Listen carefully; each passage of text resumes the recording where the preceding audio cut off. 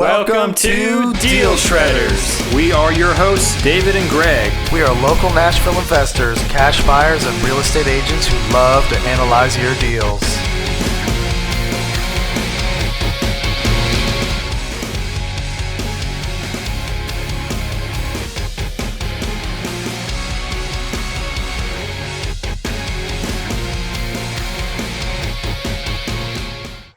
Grant, you feeling good today?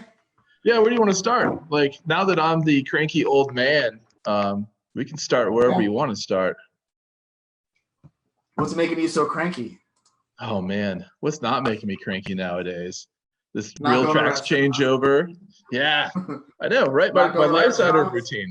I know, that makes me cranky. Not being able to do the normal things I normally do. And so now I'm focusing on other things that maybe wouldn't make me so cranky, but now I'm cranky. So now I'm digging in. So this new RealTrax interface has got me cranky. It's not very intuitive. Yeah, pretty big change on the way you enter a listing into RealTrax mandatorily. And Compared to what it was 6 months ago before the change. yeah, like before the change, you would do all of your data entry basically on one single page. And now they've broken it up into 8 different categories. And then once you open up one of those categories, you're able to edit in that particular category. Then you move on to the next, move on to the next. What is really difficult is you don't know if you missed a field. You don't know what field it is that you missed. You got to go back and dig for it, hunt for it, and all that kind of stuff. And it'll give you like a little exclamation point in the field to the left. But once you open that field, you don't know which of the 20 things it is that you missed. So that's been frustrating. It's frustrating that it's in a completely different order now.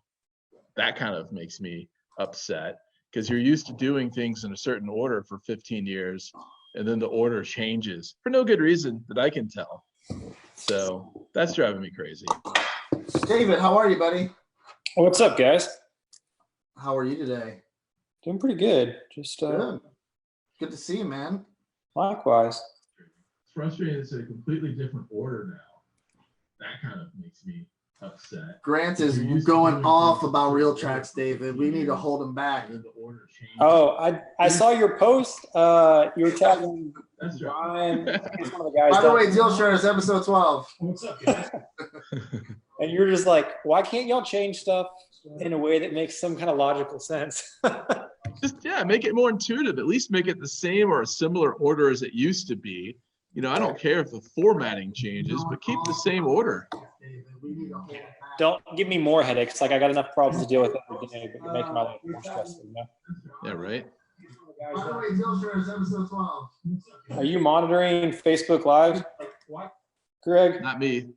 There we go. I is, got huh? it, guys. I know. Okay, there it is. I didn't know if you guys could hear it the whole time, but we're good. Yeah. Yeah, we're gonna have There's to like a edit it. 30-second It's echo. okay. It's okay. Well, Who get this have- technology thing? let's officially finally start that. All the technical crap is out of the way. We're good. David's here. Thank you for coming, everybody. Sorry we are all late today. It's okay.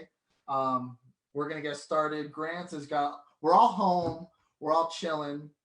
We've all got a lot going on, a lot on our minds. And Grant especially has obsessed with everything right now, which we all are. It's okay. I get it. So we've got a lot just this week. There's a lot that's talked about. We're talking about there's taxes that are going up. We've got clear cooperation. We've got RealTrax. We've got our taxes are getting assessment year, and there's a lot going on. Grant, why are you so cranky? Why are you so grumpy? Tell us. David, how are you? And then we're going to get into it, see how why Grant's really grumpy.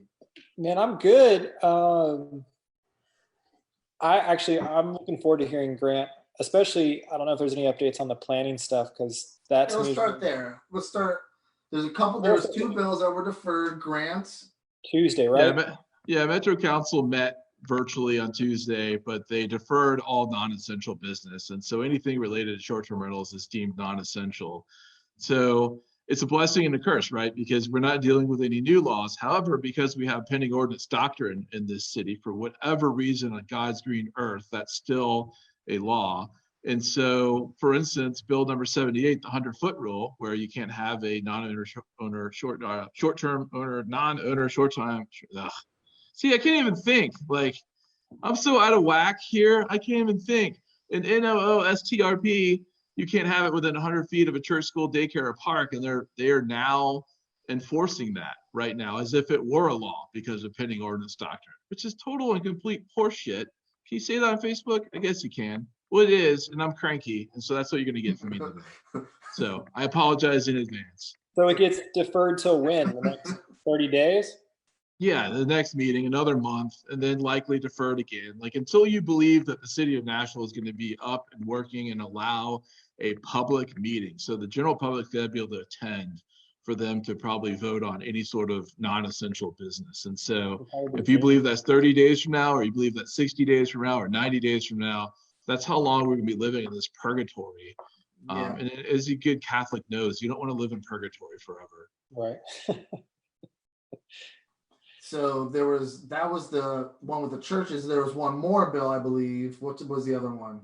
Yeah, that one was Colby Sledge's Bill 78. Freddie O'Connell also has a pending bill that says that owner-occupieds can no longer advertise as whole homes. Whole homes. So that means you can't live in a dadu and rent out your house. Is that something like what you're talking about? So there is a fixed bill coming for that says a dadu can be considered a whole home rental. But like who this really hurts is the traveling nurse or the member of the military who gets deployed for 3 months and they want to rent out their house and they're not able to, it won't be able to do that.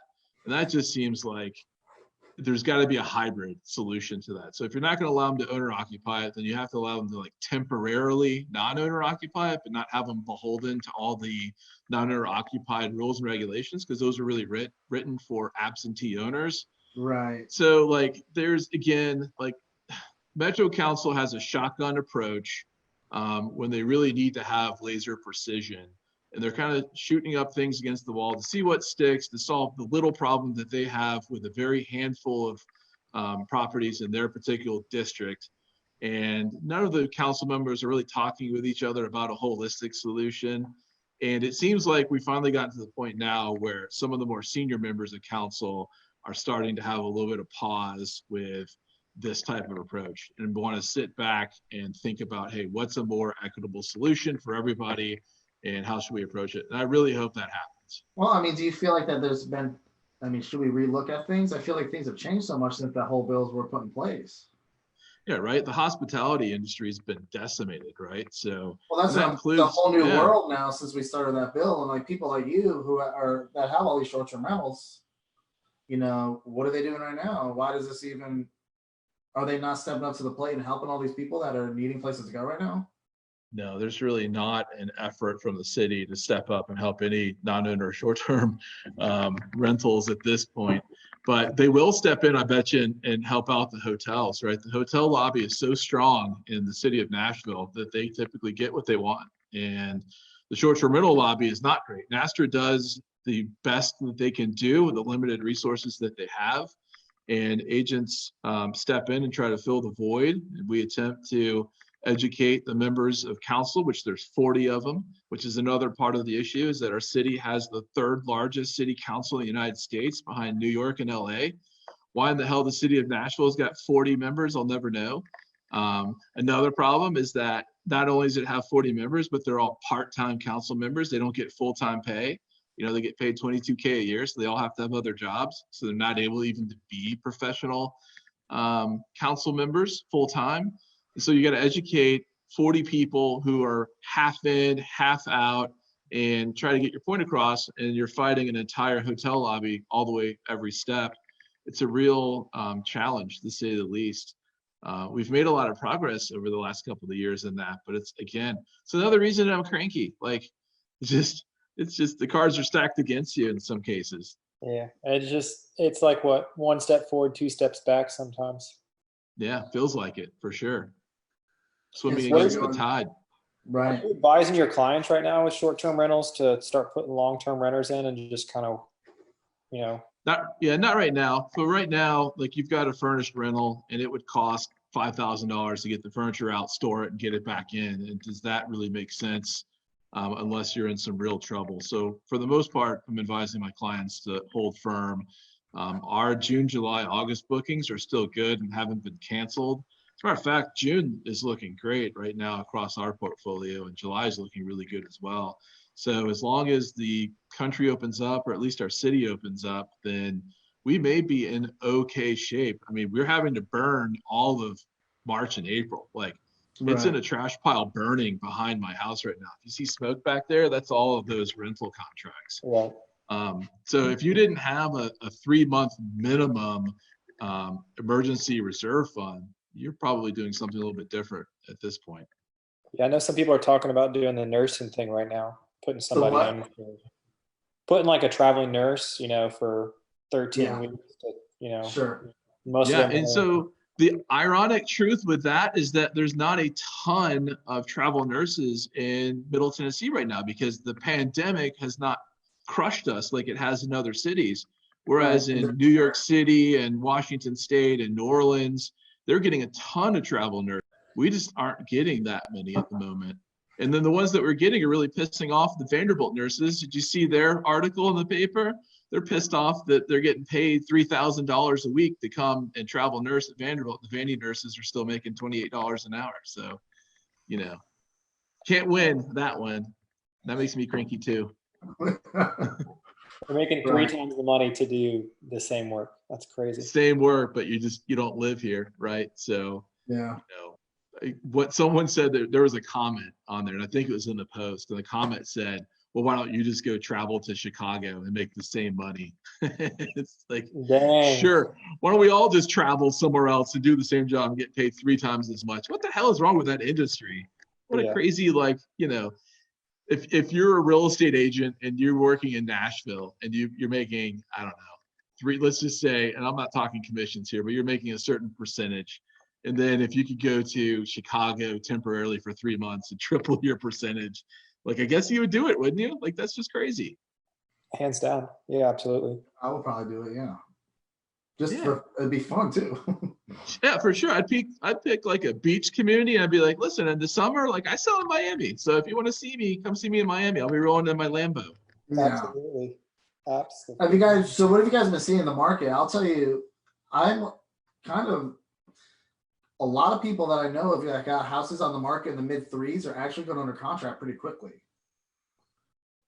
You got buyers taking offers. What about you? What are you guys seeing this past week?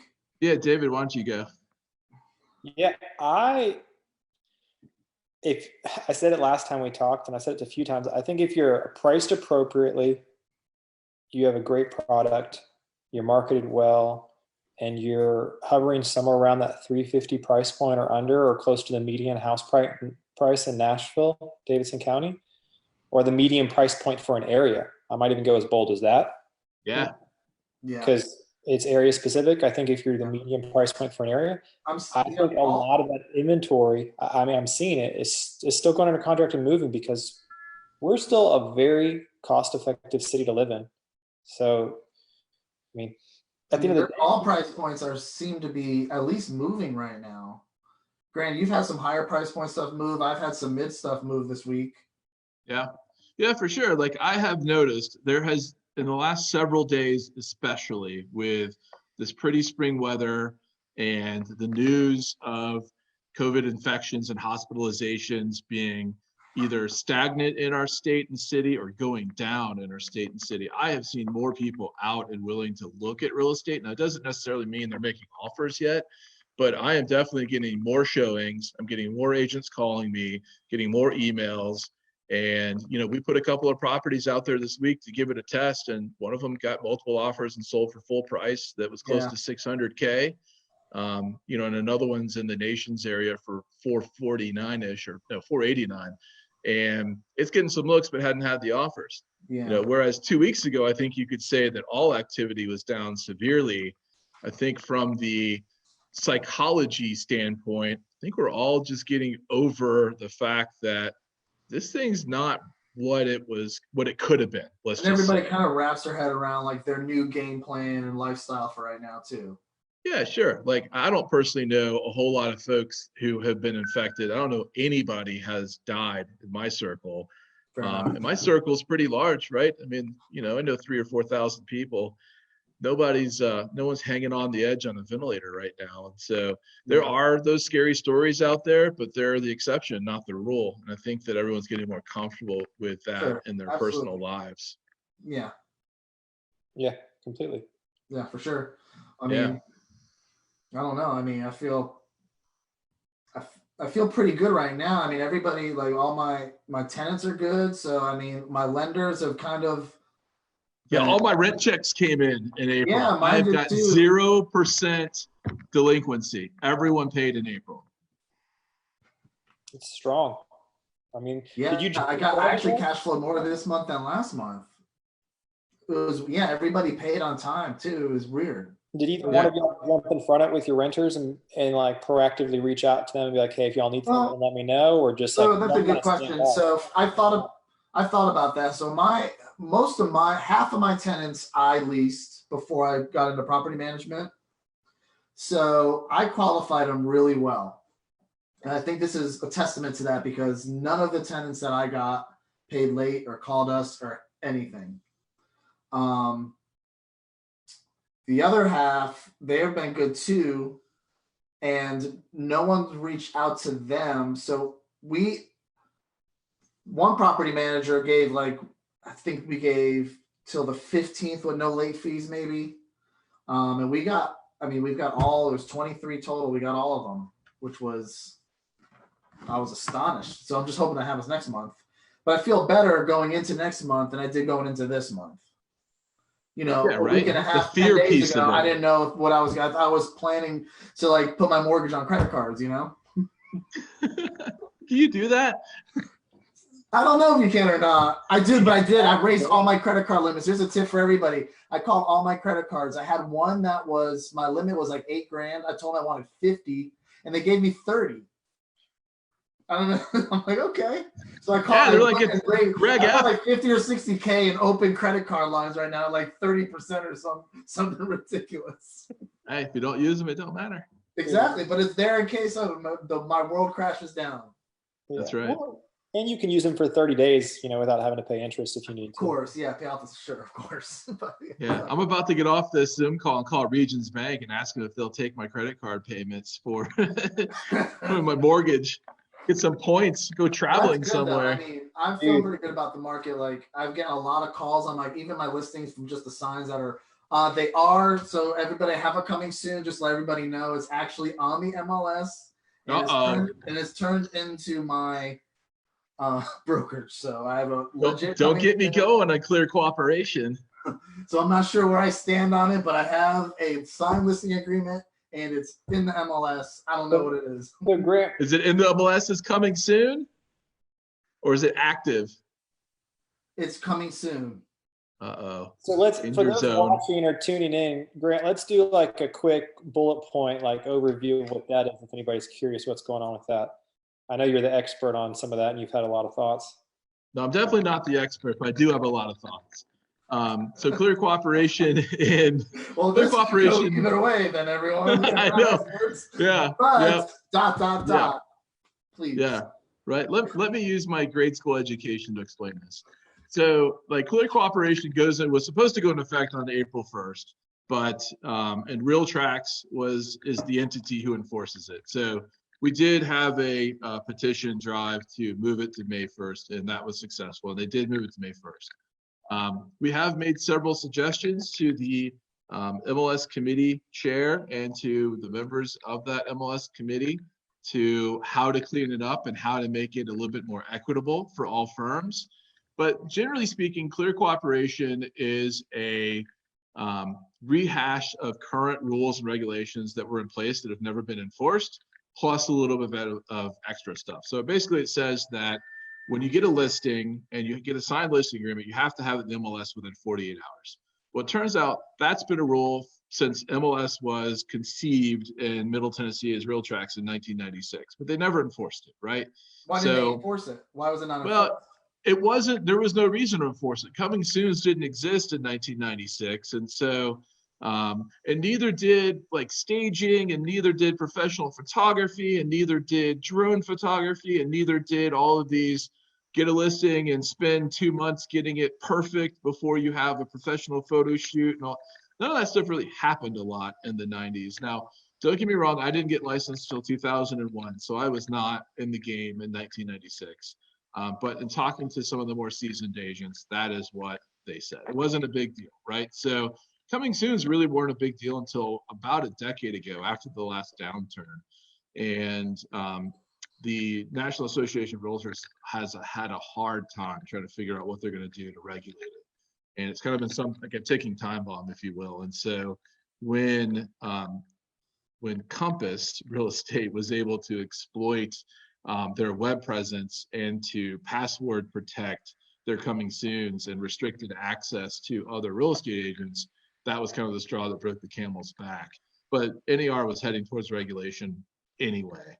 But what they ended up doing, I think, was swinging their response much further past what it should have been. So they should have been using a BB gun to solve this. Instead, they used a shotgun.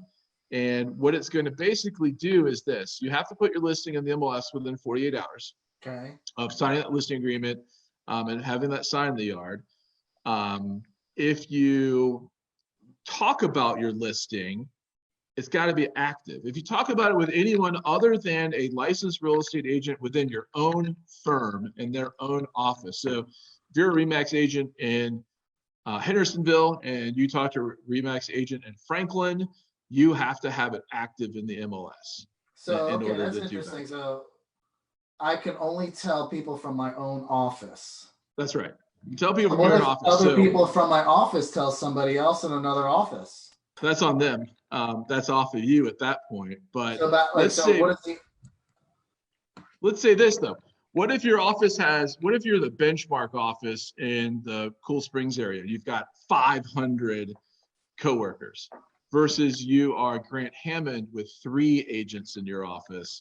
I can tell 2 other people and try to get that property pre-sold versus the benchmark agent can tell 499 people. So there's an inequity there that they did not plan on.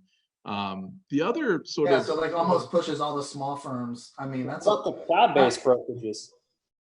Same really thing.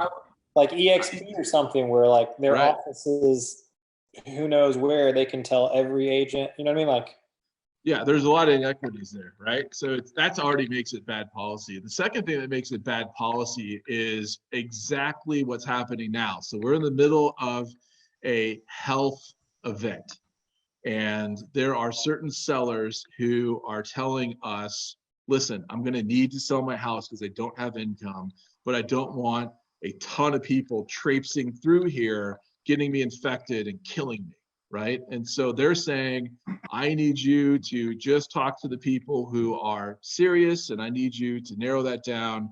And I only want the people who are coming through that actually have qualification that can buy this. And I don't want a bunch of people driving by my house because there's a sign in the yard, or I don't want a bunch of people driving by because it's on Zillow and all those other places. And so they're giving us instructions to basically create a private sale because they're scared for their lives. And they don't want to go into bankruptcy or foreclosure. And so the rule Clear Cooperation doesn't allow for that, right? So if it had passed on April 1st, we wouldn't be able to do this. And we wouldn't be able to help our sellers out to their best of our abilities, which to me seems super counterproductive. Like, we work for the sellers. This is not Tennessee Real Estate Commission law. We're talking about an association's rule by which they want us to abide by that does not help our sellers in every single case. Well, from a seller, it's like, so from a seller standpoint, what do you tell your sellers? Like, you have to have the house and everything do I have to sign the listing agreement, have the photographer there the same day to have everything ready to hit the MLS in 2 days? Or because a lot of my sellers, I mean, I have sellers that will sign a listing agreement for the next year when they're ready to sell, or 6 months or 3 months, or for sure. New construction, 2 years. New construction, there is an exception, which also means that this is a flawed policy if new construction automatically gets a pass. But here's the other thing, right? So let's say you do. Let's say, Greg, you've got the listing agreement, you got the photographer there, you got the stager there. You put it in the MLS as coming soon, and because your seller has a, let's say they get, I don't know, let's say their kid's homesick from school. And they're like, Greg, I don't want you to show it on that first day. I want you to show it the next day. And it's in coming soon, and I've got a buyer. And I'm like, Greg, that house is perfect. It's 1,000,000% perfect. My client's name is, I don't know, Zuckerberg, and he's only in town for today, and he wants to buy that $600,000 house, and he's got all cash, and he flies out on his private jet in 2 days or in 2 hours. Can I get in there and see it briefly before he goes back to John C. Toon and gets on his private plane? And you've got to say no. You can't show it. If it's coming soon in MLS, you cannot show it, period. The problem is you're putting that rule in front of the sellers. Like, what if this is what if the market crashed the day after that seller? We had that deal locked in. Yeah, big deal. So here's what the other side of the argument, what they'll say. They'll say, well, just market active. Just market active and let everyone come see it. And then your seller is going to be like, damn it, Greg, 6 people came by and blah, blah, blah, blah, blah. Like, and people they knocked on the door. And nuts. Now my kid's got a fever of 103. It's because of you, Greg, because 6 people knocked on the door. And they all their hands touch the doors. Yeah. That's right. Yeah. So that's the whole thing too. It's like we really are closely monitoring who goes in and out of the house. That's right. And they make it so the other side makes this an anti-discrimination argument. They're saying that by clearly cooperating with other real estate agents and following these same rules and steps, you're not discriminating. And I can see that argument. There's a grain of truth in there because some agents probably do maybe self-deal a little bit. Absolutely. There's always going to be that, but you can't make it the whole rule over the 10%. That's right. Yeah, that's why I said it's a BB gun solution, and instead they're using a shotgun. So anyway, long story short is we've made several suggestions. We're hoping that the RealTracs and the MLS committee are treating those seriously and are going to have some type of feedback for us next week. But honestly, I have no idea if we'll hear anything before May 1st. So, Grant, if it's your rule, if it's your law to make or write how you would like, Grant's rant, yeah. What would this look like? I would change one simple thing. So in the policy, it says that you cannot publicly disseminate any coming soon information unless it is with a person licensed inside your office. So you can't talk about it with general members of the public. You can't post it on social media. You can't send an email blast out. Here's a very specific question. I have a 4 build right now on Albion. 2 are under contract. I took the other 2 off the market because the builder didn't want anybody there because we're doing floors and stuff like that, right? Yeah. Took them off the market as withdrawn, listing agreement in place. Agent just texted me, hey, Greg, are all 4 properties on Albion still for sale? Can I not tell her about them because they're not under coming soon? So that will be considered new construction. So I think that you'll be okay. Okay, so these are 4 condos that one investor was selling. Yeah. In a complex, owner occupied. Owner already have their UNOs, they live there. And you've got 2 of them sold and 2 of them you have listing agreements with, but you don't have listed on the MLS currently. Right. Same situation. Mm-hmm. Yeah, then clear cooperation applies, and you can't answer that question without making it active. So, but the big change that I would make is simply this. We've all gone to real estate school. We've all taken a real estate test. We all take continuing education. Take out realtors. Anyone who can earn a real estate commission should be taken out of the definition of publicly disseminated. So and that just makes good sense, right? So if I have a listing and I see that Steve Friedrich has a buyer need for that particular house, I should be able to call Steve Friedrich and be like, hey, Steve, I've got what you need. It's not listed yet.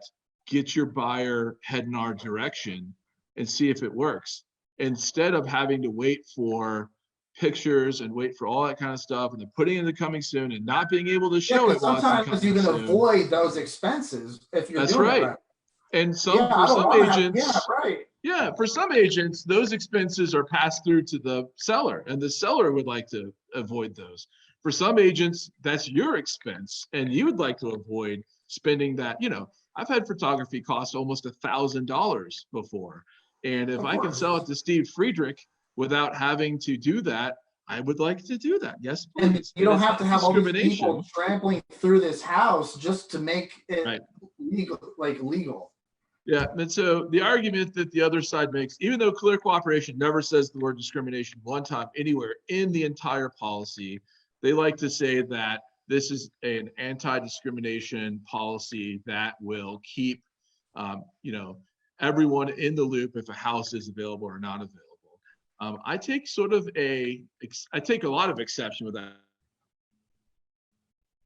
Honestly, because listen, I understand that everyone wants a shot at a house, but not everyone's going to get a shot at the house. Sometimes, it's just not in the cards. But it's not discrimination that you weren't in the right place at the right time, or it's not discrimination if I put it on the MLS, you don't happen to log in to one of your devices and you missed it because you spent 3 hours in a movie theater. That's not my fault either. It's the same damn thing. And so that makes me crazy. We live in a free market capitalism. I mean, you get. Do we? I'm not so sure. I feel like we're a little bit in a socialist society at the moment. I mean, because this is why we have competition between agents. If somebody wants to hire Greg or me or you, we all have different skill sets and different things that we're experts at. So ultimately, that's what the free market is. So you're going to know of short-term rentals or whatever else coming up that other people aren't going to know about. And likewise, that's part of the game of vetting the agents that you're going to work with and what they bring to the table. So you take that away, then you're taking away a little bit of the niche of what some of the agents also bring to the table. Yeah, what really pisses me off, if you really want to get down to it, is that it forces all agents to basically practice real estate in the same way.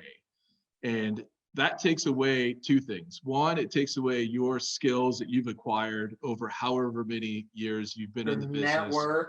Your network, all that stuff, that all takes away. But the thing that really pisses me off is that it homogenizes us in our skill sets and makes us very easily replaceable by an online service. If it's all about you've got to do A, then B, then C equals D every time, we might as well not even be here. Honestly, we'll be replaced faster if we can't use our skills, our wit, our intelligence, our experience.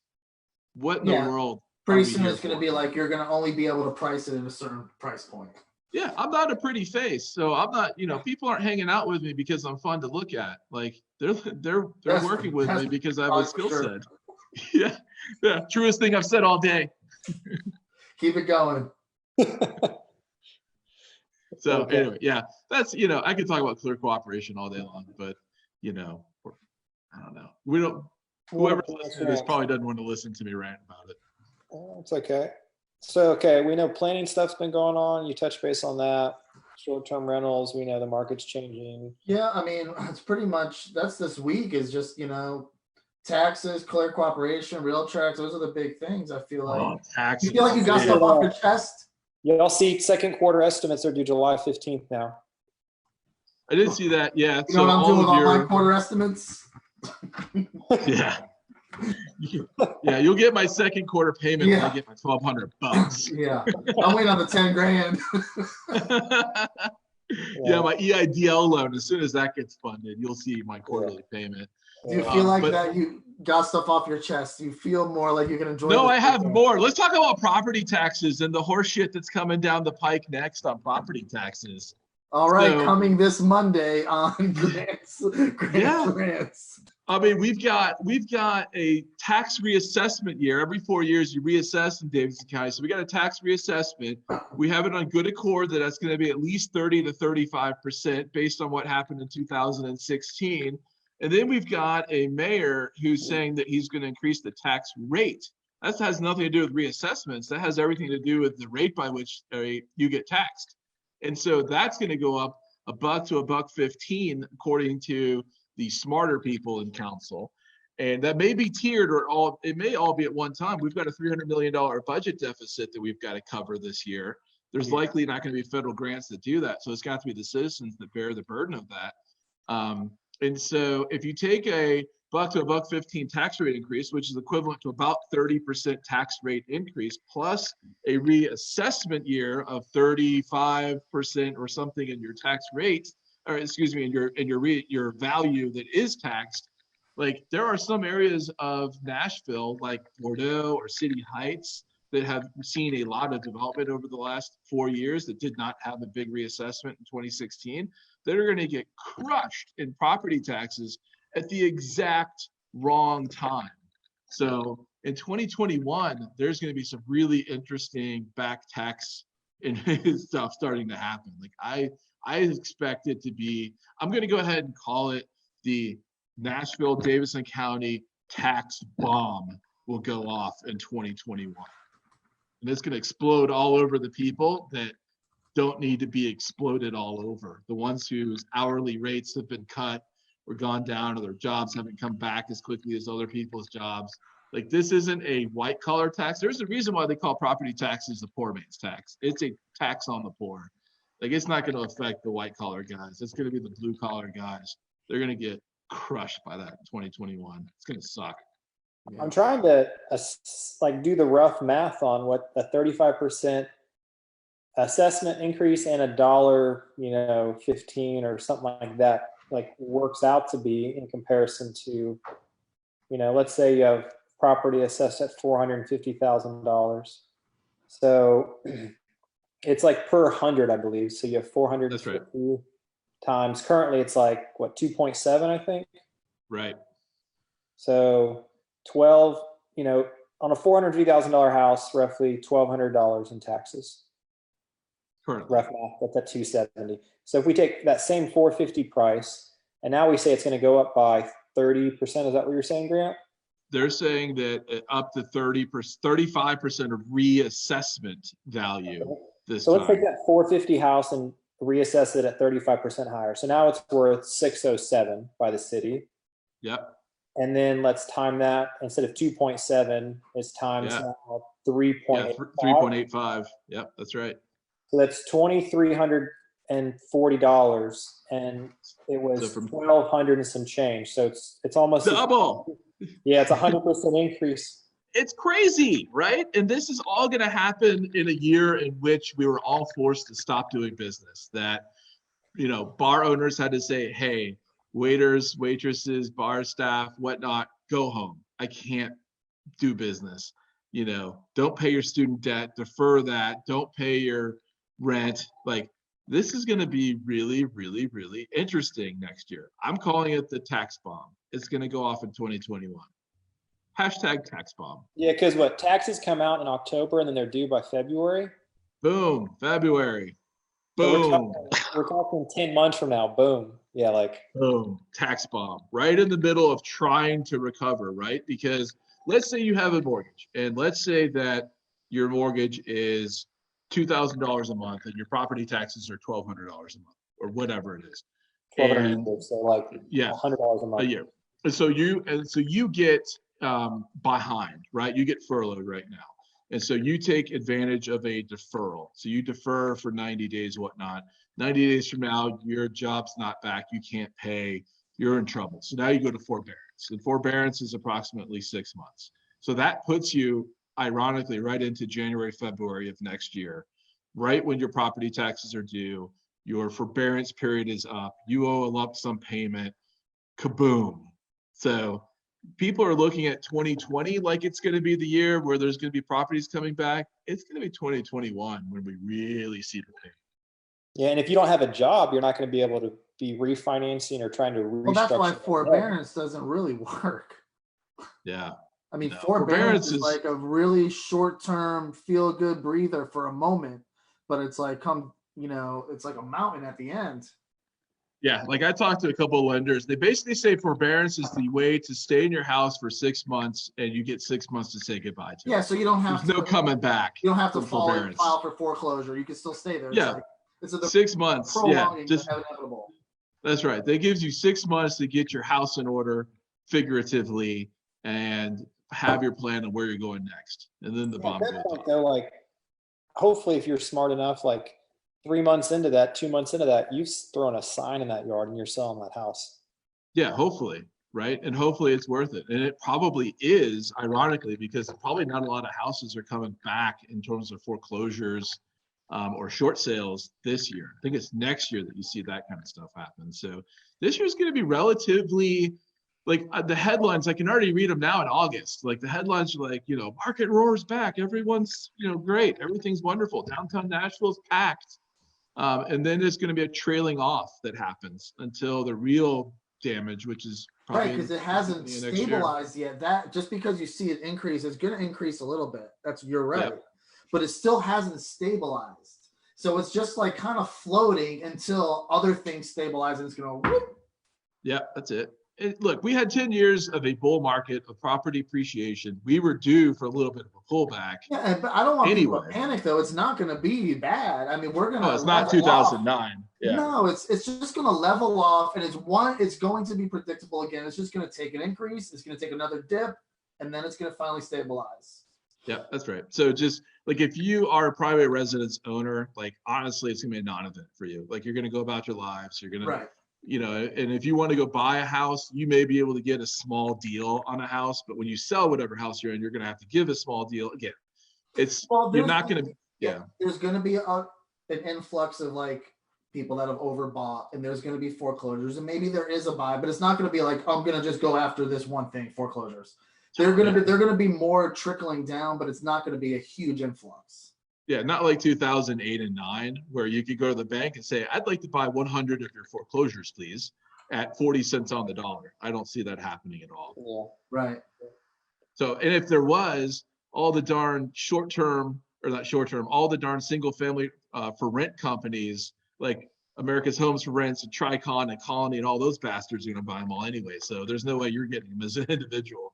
Right. Yeah. Especially in Nashville when there's so much appreciation. I mean, to offset. The fundamentals are still good. Yeah. Cool. So anyway, I'm cranky about them too. America's Homes for Rent, Tricon, Colony, Progress. Let's end on a positive note. Grant, what are you excited about right now? I'm excited. You know what I'm really excited about? This is so sad. I am excited about going to J. Alexander's and picking up $14.25 10-ounce fillets that you can now buy from J. Alexander's that come aged and with the rub on them for grilling at home. I am super excited about that. Yeah, that sounds ridiculous. That's what I'm excited about. It is perfect grilling weather right now. We're going to have some vegetable kebabs and some stuff on the grill tonight. Yeah, so I'm excited about food. Me what too. a big shock. No, all right, guys. Well, I've got a roll, so let's Grant, thanks for blowing off some steam with us, man. Yeah. Hey, thanks. I already feel better. I feel a pound lighter too. Well, just enjoy the weekend. Happy Easter, everybody. Chill, relax. Yeah. Happy Easter. Yeah. Hit us up if you guys got questions about what we talked about today. Give Grant some time to cool down. Maybe you can give him a message tomorrow or Monday or something. Yeah. Text me some sympathy. All right, guys. Y'all have a wonderful weekend.